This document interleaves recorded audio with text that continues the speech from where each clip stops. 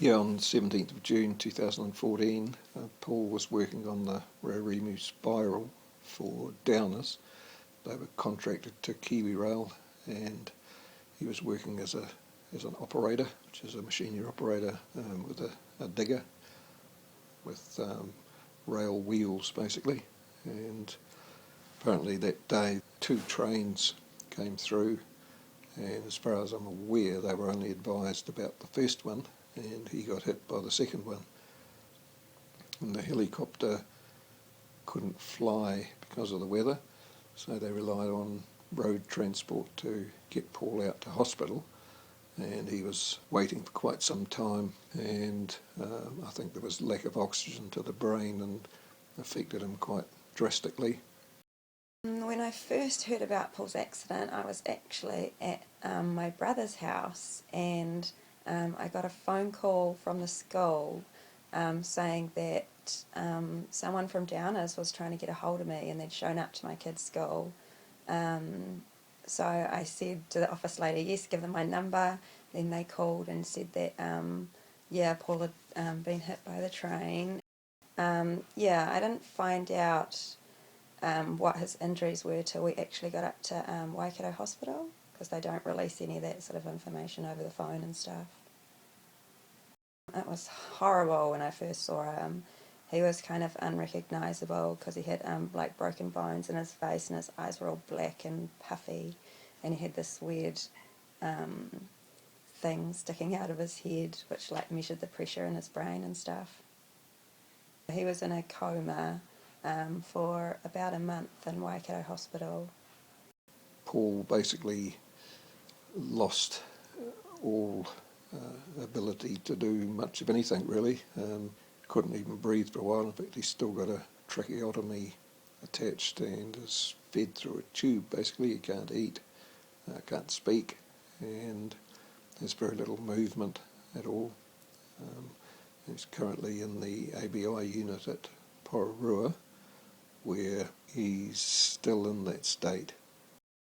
I've known Paul since I was probably about 10. He was friends with my brother, so he used to come around and hang out a lot at our parents' place, and then we started going out when I was about 18.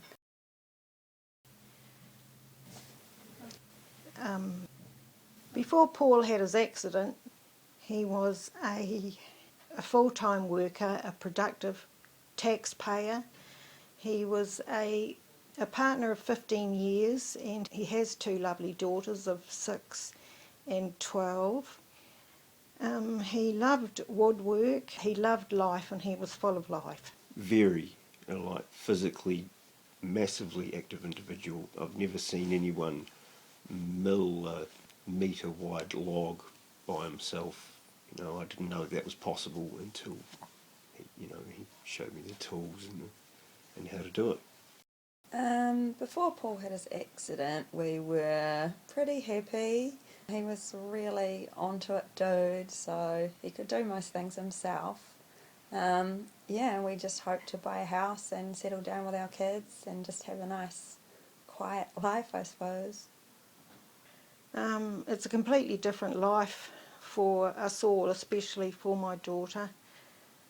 She spends her time between just taking the kids to school, the girls, and then making as many trips as she can down to the acquired brain injury unit in Wellington. When he's rested and well, he can smile and share a laugh, and he can wave goodbye or nod yes and no. But when he's tired, he can't really do anything, which is quite a lot of the time. It puts you into another world. Really, a lot of people probably don't understand that having a loved one like this.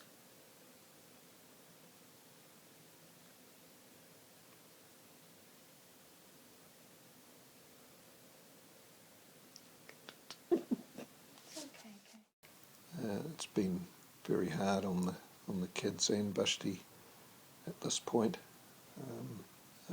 We're still waiting on the outcome of any resolution to the WorkSafe New Zealand action against Kiwi Rail in terms of the accident itself, but we don't really know what's going on there. We don't really get any indication from anybody about that. Life after the accident is pretty hectic. I'm sort of basically a solo mum now, and there's a lot of stuff that's really complicated, like a lot of time spent in meetings and going to court and dealing with different companies and everything from ACC to IRD to going to the court and Downers and Kiwi Rail, and it's pretty hectic. How's that been for you, coping with it by yourself? I wouldn't say I'm coping by myself, because I have heaps of, friends and family that have been really supportive and helpful. But sometimes I do sort of feel quite on my own, even with all the support.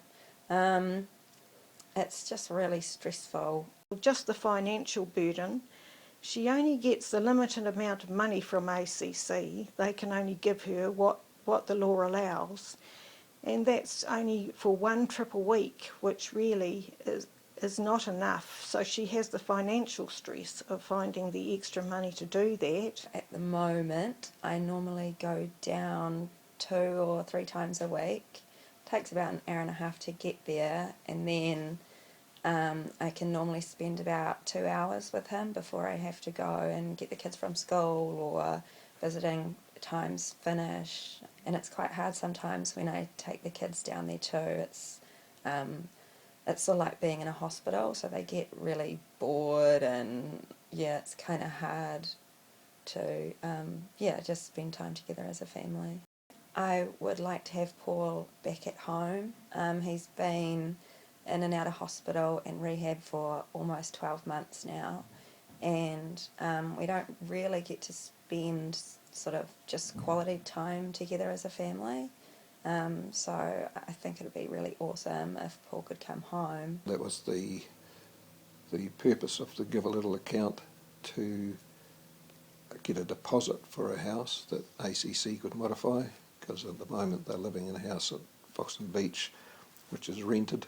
They're not looking for a palace, just an ordinary house that they can move Paul into, and can be modified by ACC to accommodate his needs.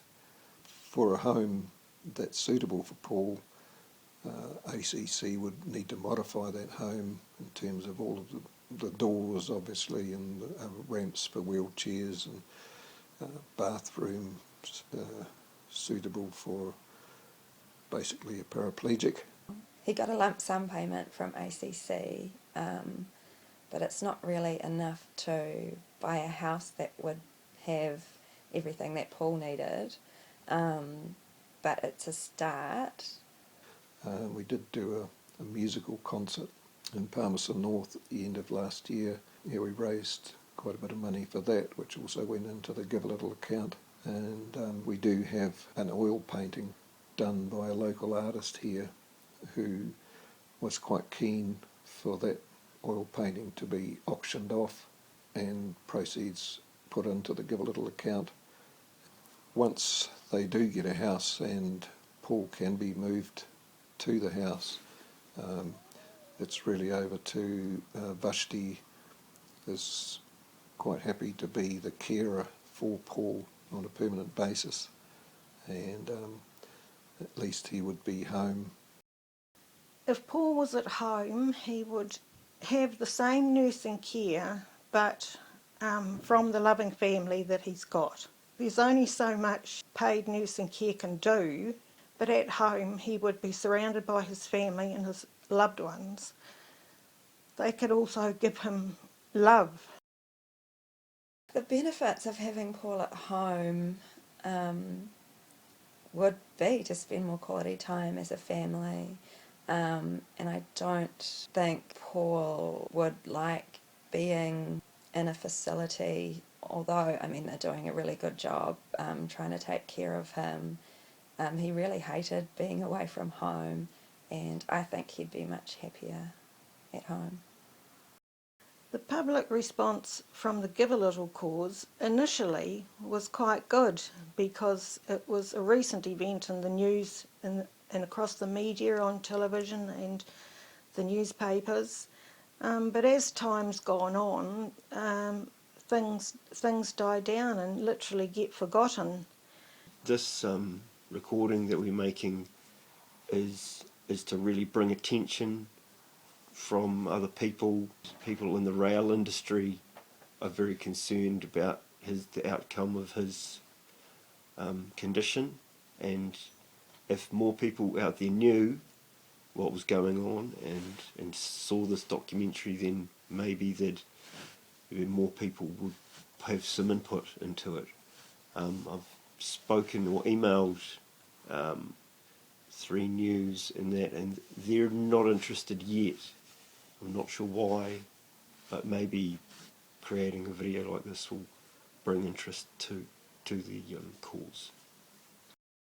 Paul was hurt working on the job. He was working for New Zealanders, and it would be nice to think that us Kiwis will look after each other when they have to. We know not everyone's financially able to, but any amount would do. If enough people gave a little, it would build up to possibly enough for a deposit to buy a home. And what they could do to help is you know, if they're a friend of his, go and visit him. You know, go and hold his hand and smile. He loves it when someone comes and talks to him. If anyone can put money towards the Give a Little site so we can provide him with better care, that would be fantastic. For anyone that would like to help, I'd just like to say thank you for all the people that have helped already, like friends and family and even total strangers. It's really cool to like read the little messages and stuff that people leave.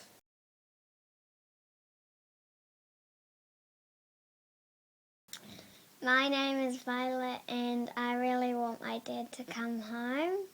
My mum is really sad when Dad isn't there and she wants Dad to come home as well. I've been really sad too and it wasn't very much fun without him. Can you please give us some money and help us so my dad can come home?